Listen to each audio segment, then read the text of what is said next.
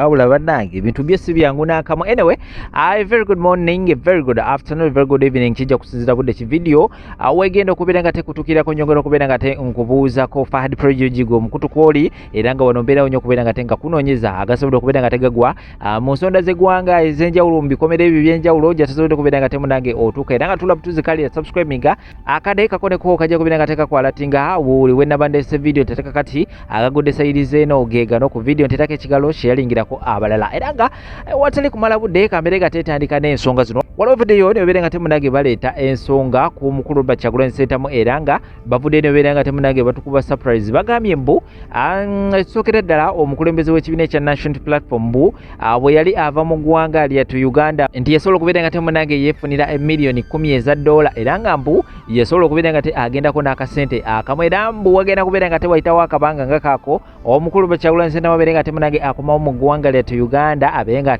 afuna ka balance ke era abeere nga atandika okubeera nga atambuza emirimu gye nga bwe yali agitambuza era abakulu bano abongeddeko ne bagamba mbu ennyumba y'emagere eyo mbu omukulu yasobola okubeera nga munange agiteeka katale era nga mbu waliwo ba investor ab'enjawulo abavuddeyo okubeera nga ennyumba eno abagyegulira sako mbu n'ebyobugagga ebyenjawulo omuli One Love Beach sako n'ebyobugagga ebirala mbu biri katale era agenda kubeera nga tekuterawo ensonga ezo mubeere nga mumwongera okubeera nga munange muzewulirako kubanga byo ekyamazima kiri nti si byangu nakamu abakulu bano abasobola okubeera nga boogera ebigambo bino tebalaze bujulizi nti kino kyekiraga kino oba kiri kyekiraga kiri naye bavudde ne babeera nga munange bategeeza bannayuganda nti muteekewo amaaso abiri ensonga bwezito ziri mu kubeera nga tezitambula so ogwange gwakubeera nga bikutuusaako era gwali eyo omaze okubeera nga munange obiwulira n'obeera nga ofuna sayidi yo gy'ogwako gwolowooza ki ku nsonga zino abakulu bano bali mu kubeera nga batambuza propaganda basobola okubeera nga babayita eri mu bifo by'enjawulo beera nga babawa akasente oba ge bali mu kubeera nga boogerako ge mazima era nga waliwo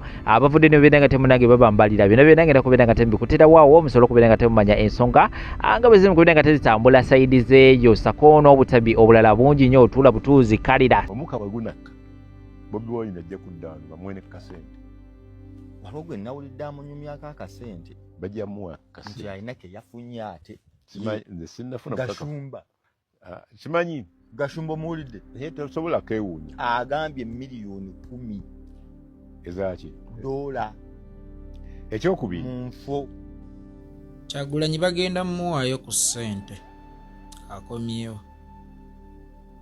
ekibuuzo kiri kimu gw'onoomuwaayo bani abo abagenda okumuwaayo ku ssente atali ggwe kuba awo wootudde otuuliddewo ssente nga ssente z'ofunyeewo mwenna abali awo muzifunye lwa Kyagulanyi Kyagulanyi muddu waani atali ggwe Kyagulanyi mukozi waani atali ggwe kubanga singa tugatta nnusu ku nnusu ku ssente mmeka Kyagulanyi zaatadde mu nsawo zammwe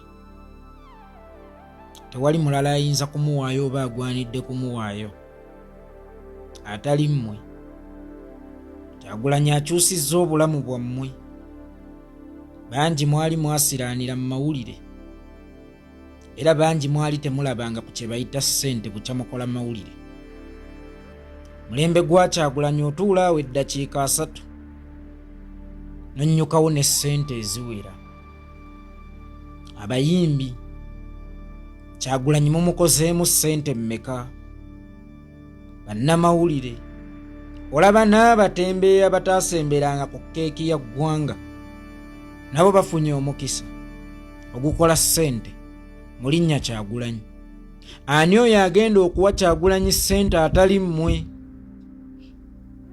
ani ayina okusooka okusiima Kyagulanyi nga si mmwe Kyagulanyi bw'aba waakuweebwa ssente zirina kumuweebwa mmwe Kyagulanyi si muddu wa muntu ssekinnoomu atali mmwe omuddu agenda n'akola omusana ne gumwokya n'alima essamba y'omugagga amajiimi ne gamusala naye ekyenjawulo ekiriwo kyamakungula bwe gatuuka abaana b'omugagga be bayambala engoye empya omugagga yafuna ssente mu nsawo mu kuba kwa Kyagulanyi emiggo mu kubonaabona kwa Kyagulanyi weewuunye mwe muzimbyemu amayumba, mwe muvuze ku mmotoka, mwe muweeredde abaana bammwe. Kyagulanyi muddu waani? Era niyo gwe mutugamba agenda okumuwaayo kasente atali mmwe.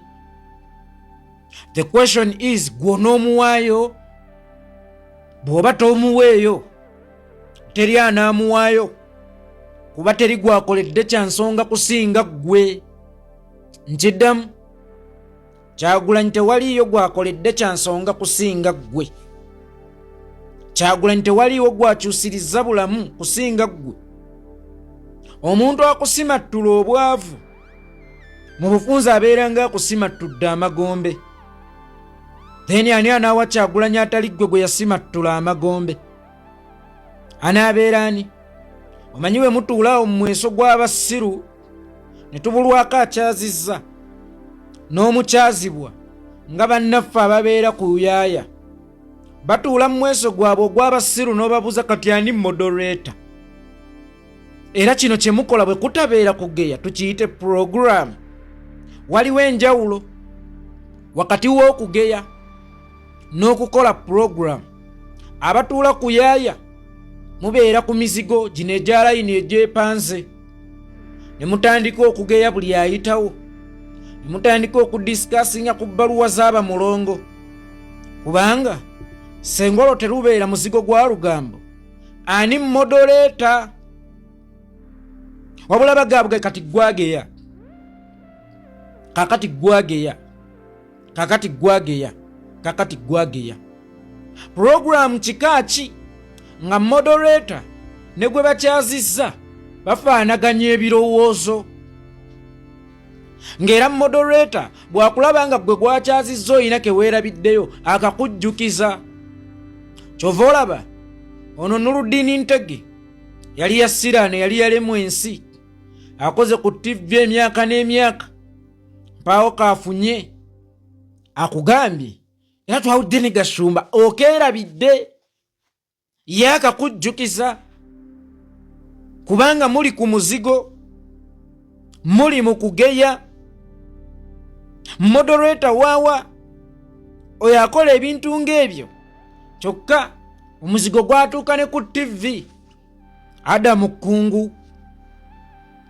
Kkungu juzi namulaba ng'alina bakyazizza mbu boogerako ono omuvubuka mbu simanya baamufa. Omusajja yakaabye bannange, omusajja yakaabye lwe yakyaza munyagwa, omusajja yakaabye. Adamu Kkungu, muse professioni zammwe, ebbaluwa zammwe zeetaaga kuyuzibwa, kubanga temuli bannamawulire, mwafuuka abageyi nga ne TV zennyini mainstream muzifudde emizigo gy'olugambo. Kyagulanyi ajja kuweebwayo kasente ng'akomyewo. The question is, ali waffe zenkana ki? Baamusuubizza miliyoni $10. Miliyoni $10 bwe mbaliriramu tezisukka bukadde 3 buwumbi 3. Kyagulanyi bw'aba alina kuweebwa buwumbi 3 asaasaanyiziddwamu mmeka? Ng'abayimbi bokka bagenda ne babawo obuwumbi 10, baddiikuula ne bagenda ne babawo obuwumbi 10, abapromota ne bagenda ne babawo obuwumbi 10. Senga tuteeka ssente ku ssente ze bawadde bapromota bokka nga sinnagattako bayimbi, olowooza ziri mmeka? Kakati Kyagulanyi bw'ebeera project teyinza kubanga omusaala gwayo gwa bukadde bwa buwumbi 3 bwokka, oba gwa bukadde bwa $10, oba omubbye era oba omusedde. Mwe Kyagulanyi mumumanyi? Gwe kyogamba nti project kwolidde emyaka 5 oba emyaka 8 eri waffe obukadde bwa $10 bwokka. Tugatte buli omu byafunye mu Kyagulanyi, wadde nga ababifunye abamu boonoona, kuba Kyagulanyi abadde ennyanja nga buli omu ajja n'asena n'enkya ng'asuubira okujja era n'asena. Naye tukuŋŋaanye ebiriwo, buli omu kyajje mu Kyagulanyi. Mulowooza ziri miliyoni $mmeka? kakati $1,000,000 zokka oba tomusedde ali worth meka? Ffe bannayuganda tusobola okusondera Kyagulanyi obukadde wa $10 bw'oyogerako ezo si ssente. Kituufu Kyagulanyi bw'anaakomawo ajja kufunayo ku ssente, naye enjawulo eriwo. Agenda kukomawo yeewa nga tebamuwa. If you know, you know.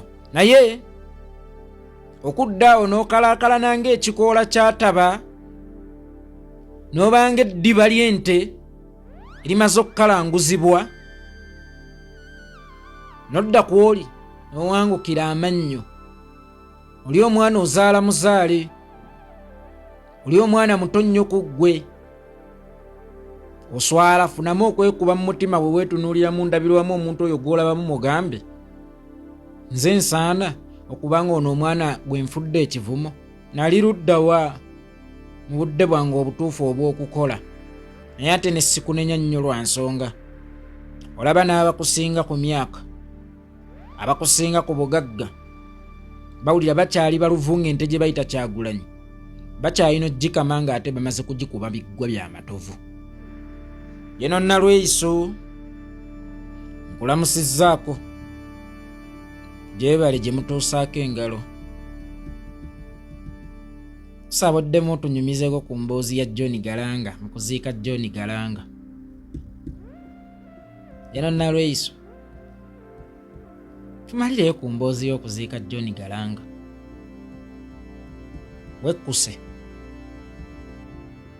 abuulira omugezi takoowa mimwa. Wekkuse kiddamu, wekkuse kubanga buli kyonoonya okifunye. Wekkuse taka ku bigere. Media tour ogenda kukoona. Lekera okukakkanya Kyagulanyi n'okumulaba nga atasaanidde. Gwe wajja ofaanana otya? Joyina kaki teeke ku miizaani Kyagulanyi wa leero anoonya, nammwe mwanoonyeza. Ani yali agwanidde? Wekkuse Jeno Nalweyiso, wekkuse. Enjo Sekandi